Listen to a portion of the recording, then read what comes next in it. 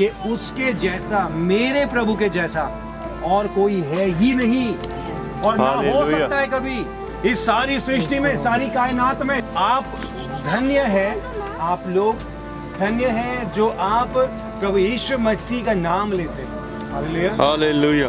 आप लोग धन्य हैं जो प्रभु यीशु मसीह का नाम लेते हैं, क्योंकि इस सारी सृष्टि, इस सारी कायनात को बनाने वाला कौन है? वो है हमारा प्रभु यीशु मसीह। सारी सृष्टि, सारी कायनात को बनाने वाला वो प्रभु है।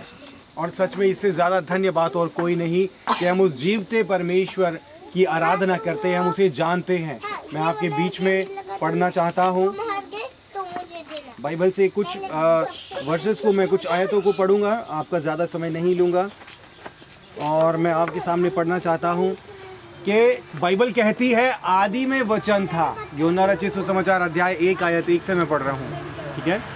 बाइबल कहती है आदि में वचन था, ठीक है। आदि में वचन था, इसका क्या मतलब है कि जब कुछ भी नहीं था, in the beginning, very beginning, कुछ भी नहीं था, तब क्या था? वचन था। तब वचन था और वचन परमेश्वर के साथ था, परमेश्वर के साथ था, है ना। और वचन परमेश्वर था, यही आदि में परमेश्वर के साथ था। वचन खुद परमेश्वर था, ठीक है। हम किसके बारे में बात कर रहे हैं? वचन के बारे में। वचन परमेश्वर के साथ था, वचन खुद परमेश्वर था। और परमेश्वर की निर्धारित इच्छा के अनुसार एक बहुत बड़ा काम हुआ, जो मेरे लिए, आपके लिए, हम सब के लिए बहुत ही ज्यादा सौभाग्य का काम था, जिसके लिए परमेश्वर का जितना धन्यवाद करें उतना कम है। और वो काम क्या हुआ था? वो काम हुआ था, आयत 14 बताती है, वचन देहधारी हुआ। वचन देहधारी हुआ आपके और मेरे बीच में। सोचिए, वो परमेश्वर जिसने पूरी कायनात को बनाया है, जिसने हमें अपने हाथों से बनाया है, जिसने सारी सृष्टि को बनाया है, वो इस सृष्टि में खुद आया। वो राजा है ना, वो राजा जो सारा सबका मालिक है, सब उसी का तो है, वो मालिक है। वो हमारे बीच में आया इंसान बन के। आपको पता है कौन सी चीज़ उसे खींच लाई? वो क्या बात थी जो उसे खींच लाई, उसे मजबूर कर दिया कि वो वहां पर सिंहासन पे ना बैठा रहे। उसे मजबूर कर दिया कि वो उस गद्दी को छोड़े, उस राज को छोड़े, उस स्वर्ग को छोड़े जिसकी कल्पना भी हम अपने मन में नहीं कर सकते। उसको छोड़कर यहां पर आया। आपको पता है क्या चीज उसे खींच लाई? बता सकते हैं आप? प्रेम। उसने आपसे प्रेम किया, उसने मुझसे प्रेम किया। वो आपसे बेहद प्यार करता है, बेहद प्यार करता है। आप सोचिए कि सारी कायनात का मालिक इंसान बनकर इस दुनिया में आ गया। और आपको पता है क्यों आया? वो राज करने के लिए नहीं आया, राजा कहलाने के लिए नहीं आया। इसलिए नहीं आया कि वो आप ये बोलो कि वाह यीशु मसीह दुनिया में आया है, ये तो सारी कायनात का मालिक है। इसलिए नहीं आया कि आप उसकी जय जयकार करो। इसलिए नहीं आया कि वो उसको राजा कहा जाए। इसलिए नहीं आया कि आप उसको कंधे पे उठा के उसको लिए फिरो। इसलिए आया कि उसके मुंह पर थूका जाए।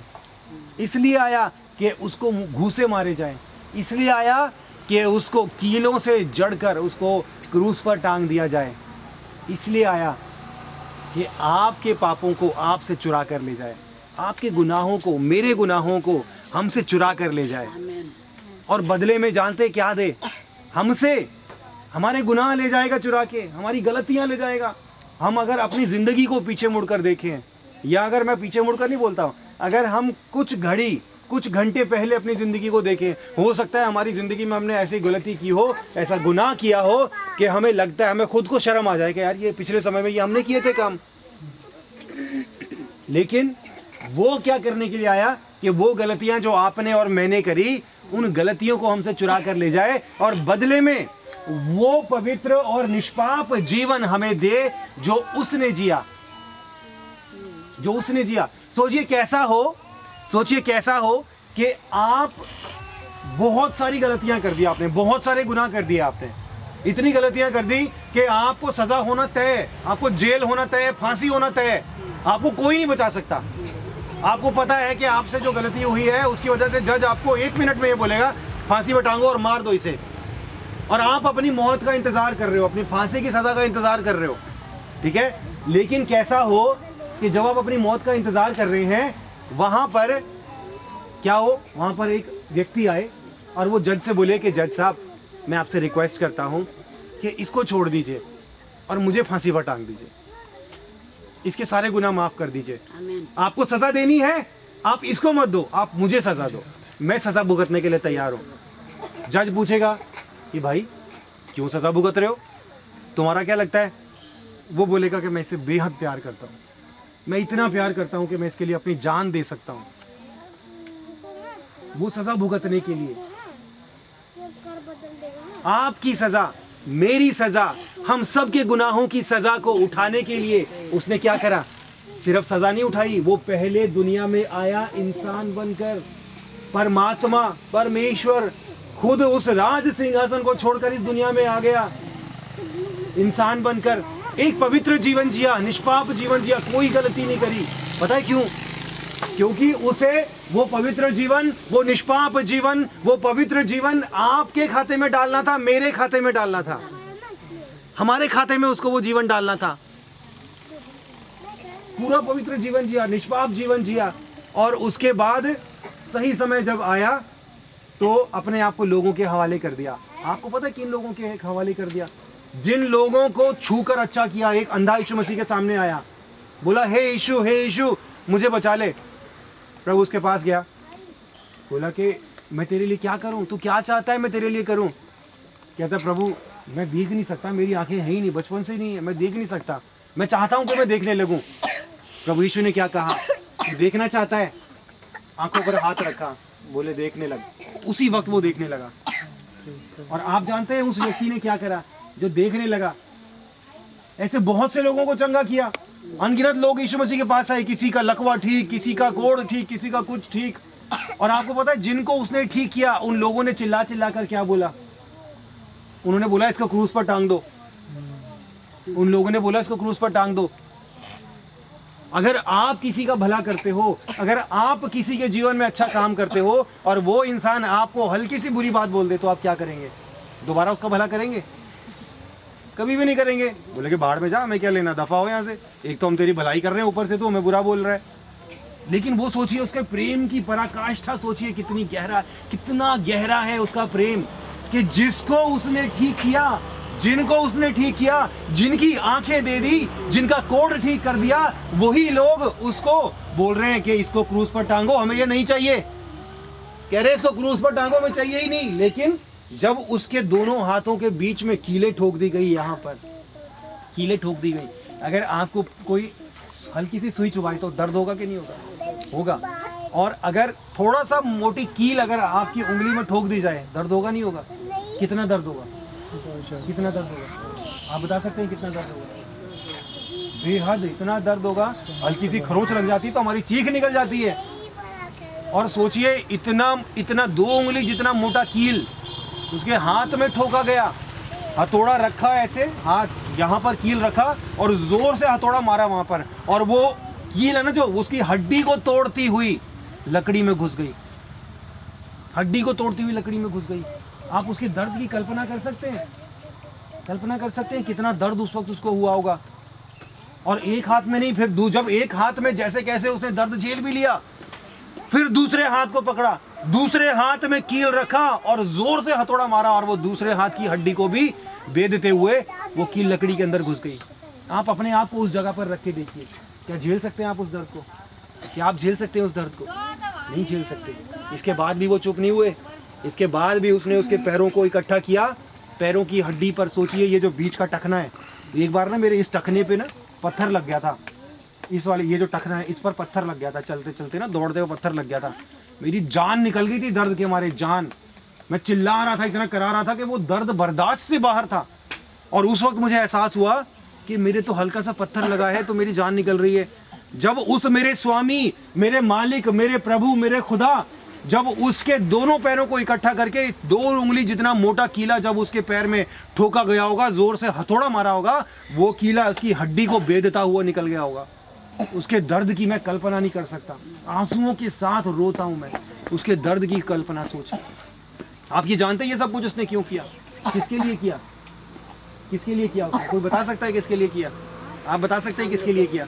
हम सब, हमारे लिए नहीं, हमारे लिए नहीं किया, मेरे लिए किया। आपके लिए क्या, बोलिए मेरे लिए किया, मेरे लिए, आपके लिए, हमारे लिए नहीं, मेरे लिए। क्योंकि जब उसने पाप माफ किए ना, झुंड के पाप माफ नहीं करे, आपके अकेले के पाप माफ किए, मेरे अकेले के पाप माफ किए, जो उस पर विश्वास करते हैं। आप समझ सकते हैं इस बात की गहराई को। जिन्होंने उसके पैरों पर, हाथों पर कीले ठोकी, उसके सर पे इतने बड़े बड़े कांटों का ताज उसके सर पे रखा और दबाया उसको कि कांटे उसके भेजे में घुस जाएं। आप जानते हैं जब वो क्रूस पर टंगा हुआ था, दर्द से करा रहा था, मरने को था, जान देने को था, उसके प्राण निकलने को थे, उसने क्या बोला? कोई सोच सकता है क्या बोला उसने? कल्पना कर सकते हैं आप क्या बोला होगा उसने? सोच सकते हैं आप? उसने एक बात बोली कि हे पिता, इन्हें माफ कर दे। आप सोचिए उसके प्रेम की गहराई को आप कल्पना करके देखिए। आप जितना उसके प्रेम में डूबते जाएंगे ना, जितना आप इसके बारे में सोचते जाएंगे ना, आपको एहसास होगा कि उसके जैसा, मेरे प्रभु के जैसा और कोई है ही नहीं, और ना हो सकता है कभी। इस सारी सृष्टि में, सारी कायनात में, मैं ऊंचे पहाड़ पर खड़ा होकर, जब ये सारी बातें सोचता हूँ ना, ऊंचे पहाड़ पर खड़ा होकर चिल्ला चिल्ला के बोलता हूँ कि मेरे प्रभु यीशु जैसा कोई नहीं है। 50,000 दुनिया नंगी तलवारें लेके मेरे सामने खड़ी हो, उनके सामने बोलूंगा कि मेरे प्रभु जैसा कोई नहीं है। 50 तुम्हारे भगवान होंगे, 50 तुम्हारे ईश्वर होंगे, मेरे प्रभु जैसा कोई नहीं है। क्योंकि अगर मैं आपको बता दूं, मैं उत्तराखंड से बिलोंग करता हूं, उत्तराखंड का रहने वाला हूं मैं।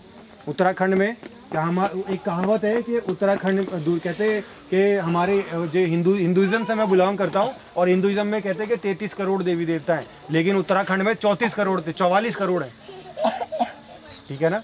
लेकिन जिनको बचपन से मैं उपासना करता आया, बचपन से जिनकी मैं उपासना करता आया, जिनको मानता आया, उन्होंने पता क्या बोला? उन्होंने बोला कि विधि के विधान को कोई नहीं बदल सकता, कर्म किया है तो फल भुगतना पड़ेगा, ठीक है। यानी गलती करी है तो सजा भुगतनी पड़ेगी, कोई नहीं बचा सकता। लेकिन मेरे प्रभु यीशु मसीह ने पता क्या करा?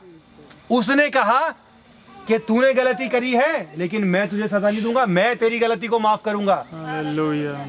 मैं तेरे गुनाह को माफ करूंगा, और जो सजा तेरी गलती के वजह से तेरे ऊपर आनी थी, जो विधान तेरे विरोध में लिखा गया था, जो तेरी किस्मत को खराब करता है, मैं उस सारे विधान को बदल दूंगा, तेरी सारी गलतियों को माफ कर दूंगा, तेरे पाप के बैकग्राउंड को, तेरे उस दामन को जिसमें खून के दाग लगे हैं, छींटे लगे हैं, जो लाल हो रखा है, मैं उसको हटा दूंगा और तेरे दामन को श्वेत और सफेद कर दूंगा, तेरे गुनाहों को माफ कर दूंगा, तेरी गलतियों को माफ कर दूंगा। आप सोचिए, क्या उसके जैसा कोई ईश्वर है? क्या हो सकता है? कोई नहीं हो सकता। मैं मुझसे कहीं पर बुलवा लो, कहीं पर भी मुझसे बुलवाओ, मैं छाती ठोक के कहता हूं मेरे प्रभु जैसा और कोई नहीं है। क्योंकि गलतियां तो, सजा तो सब देते हैं, दंड सब देते हैं, लेकिन माफ सिर्फ मेरा प्रभु करता है, और उसके जैसा और कोई भी नहीं।